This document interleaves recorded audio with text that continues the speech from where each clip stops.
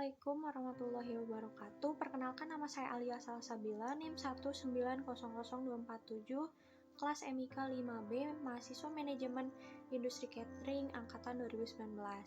Di sini saya akan membahas mengenai langkah membuka usaha catering maupun menjadi pemilik catering. Di masa sekarang ini, banyak orang yang lebih memilih membangun usaha sendiri daripada bekerja di bawah naungan orang ataupun perusahaan. Dengan adanya kesempatan ini, saya sendiri ingin membuka usaha catering. Membuka usaha memang tidak mudah, tapi dengan adanya niat dan minat membuat usaha akan cepat tercapai dan terbangun. Mengapa dapat dibilang begitu? Karena manusia lebih suka membangun usaha sendiri karena penghasilannya pun lebih banyak daripada ikut bekerja di bawah naungan perusahaan. Namun, jika membuka usaha, maka harus mempersiapkan persiapan yang sangat matang agar usaha itu bisa terwujud dan berjalan dengan baik. Dan tentunya, jika ada peluang dan perencanaan yang baik dan benar, usaha itu akan cepat terbangun. Salah satu kunci sukses memulai usaha adalah adanya kemampuan menuangkan ide-ide atau gagasan cemerlang yang kreatif dan inovatif dan mempunyai nilai peluang dan minat yang tinggi. Lalu yang selanjutnya, saya akan menjelaskan dulu apa itu pengertian dari catering. Catering adalah usaha yang menyediakan jasa penyajian makanan. Jasa ini akan sangat dibutuhkan di kalangan masyarakat. Jasa yang akan saya dirikan ini juga sangat dicari-cari, karena jasa ini akan melayani penyajian makanan untuk acara-acara tertentu, contohnya akad nikah, resepsi, arisan, dan acara-acara lainnya.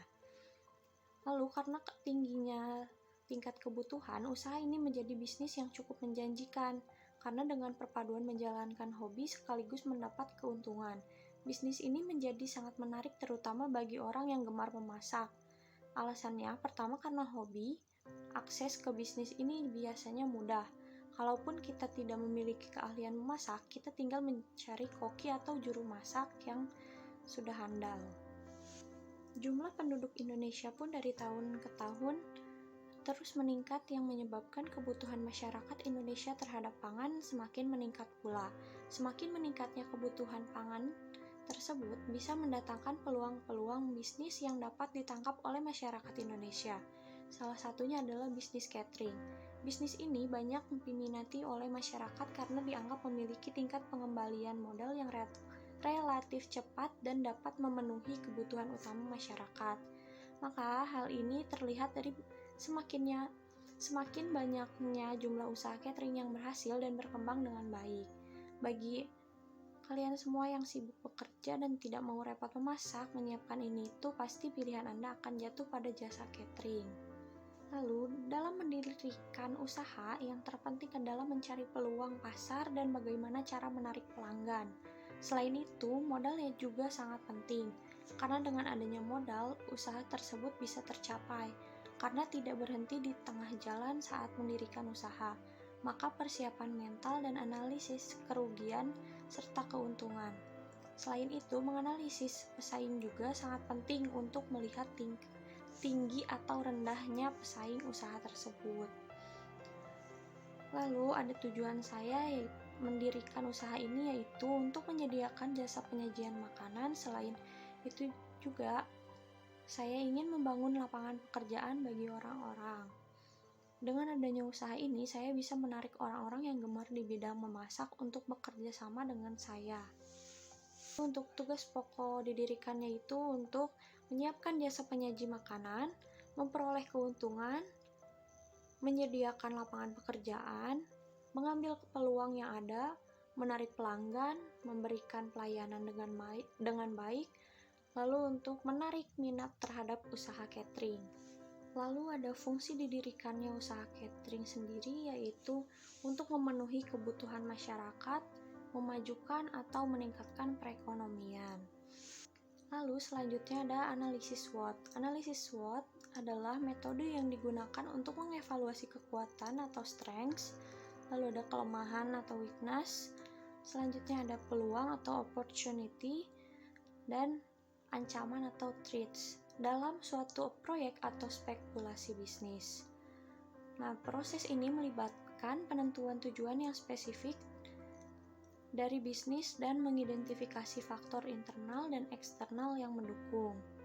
Analisis SWOT juga merupakan salah satu model analisis lingkungan perusahaan yang berfungsi untuk menjelaskan pertanyaan di mana posisi perusahaan sekarang, serta menjelaskan strategi apa yang nanti cocok digunakan oleh perusahaan. Nah, untuk analisis SWOT pada usaha jasa catering ini, yang pertama ada analisis strengths. Yang pertama, mengutamakan kebersihan dan kesehatan, diskon harga pada bulan tertentu, menjaga kesegaran bahan baku makanan, banyak pilihan menu, layanan yang memuaskan, harga sesuai keinginan konsumen, layanan pesan antar, dan makanannya memiliki cita rasa khas tersendiri.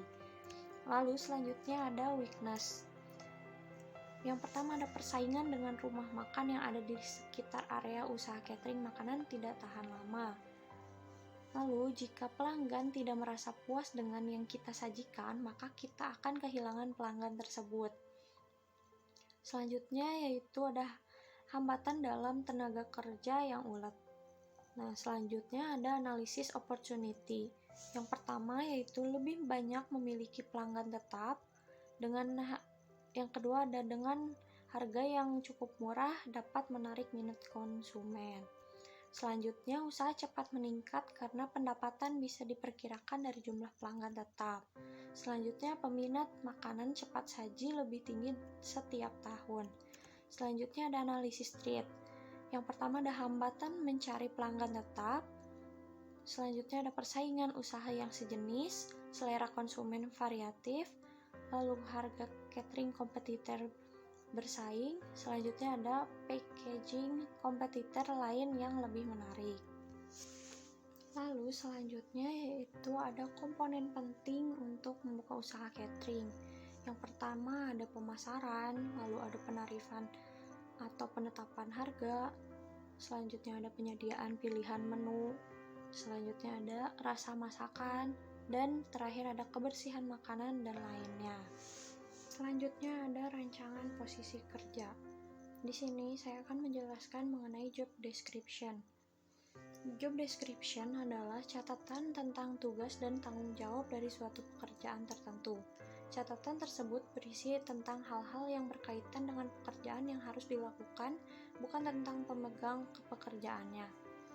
Biasanya berbentuk daftar yang terdiri dari nama pekerjaan, tugas-tugas yang harus dikerjakan, lokasi, kondisi kerja, hingga risikonya. Data-data job description didapatkan dari hasil analisis pekerjaan. Data tersebut menggambarkan apa yang sebenarnya harus dilakukan oleh pemegang pekerjaan, bagaimana mereka melakukannya, dan dalam kondisi apa melakukannya. Lalu untuk job description-nya di dalam catering ini, yang pertama ada owner. Owner adalah orang yang memiliki suatu perusahaan. Maka sudah sewajarnya owner memiliki rasa tanggung jawab paling besar terhadap perusahaannya sendiri. Namun bukan berarti owner selalu memiliki tugas yang paling banyak, karena owner bisa melimpahkan tugas-tugas lain kepada jajaran eksekutif perusahaan atau pegawai lain. Nah, ada beberapa tugas untuk owner perusahaan, yaitu dengan menyediakan atau mencarikan dana untuk anggaran biaya perusahaan, lalu mengawasi jalannya perusahaan, mereview action plan, RAB, dan strategi perusahaan, lalu mengevaluasi laporan akhir cash flow perusahaan, lalu hadir atau ikut andil dalam rapat evaluasi tahunan. Nah, untuk yang lainnya itu ada job description juru masak atau koki, yaitu untuk bagian memasak atau membuat hidangan. Lalu ada juru cuci, yaitu mencuci peralatan masak. Selanjutnya ada pelayan, yaitu job description-nya melayani tamu saat ada pesanan catering atau pada saat sedang ada acara, biasanya itu untuk yang bagian jaga stol atau buffet. Lalu selanjutnya ada administrasi, yaitu untuk bagian untuk mengelola pemesanan, keuangan, bahkan pemasaran. Lalu selanjutnya ada langkah-langkah yang harus disiasatkan oleh pemilik catering dalam membangun usaha catering, yaitu dengan memikirkan ide, membuat nama, logo, dan lainnya, lalu menganalisis peluang, menganalisis pesaing, mempraktekkan atau mencoba membuat makanan, lalu mencari lokasi yang strategis, mencari para pekerja, dan memasarkan. Mungkin sekian yang dapat saya jelaskan mengenai langkah-langkah membuka usaha catering maupun jadi pemilik catering itu sendiri, dan saya berharap bisa tersampaikan dengan baik dan benar. Selama ada keinginan dalam membuka usaha, teruskanlah sampai tercapai, karena membuka usaha bisa menjadi peluang kita untuk meraih keuntungan. Demikian saya sampaikan, kurang lebihnya mohon maaf dan terima kasih. Wassalamualaikum warahmatullahi wabarakatuh.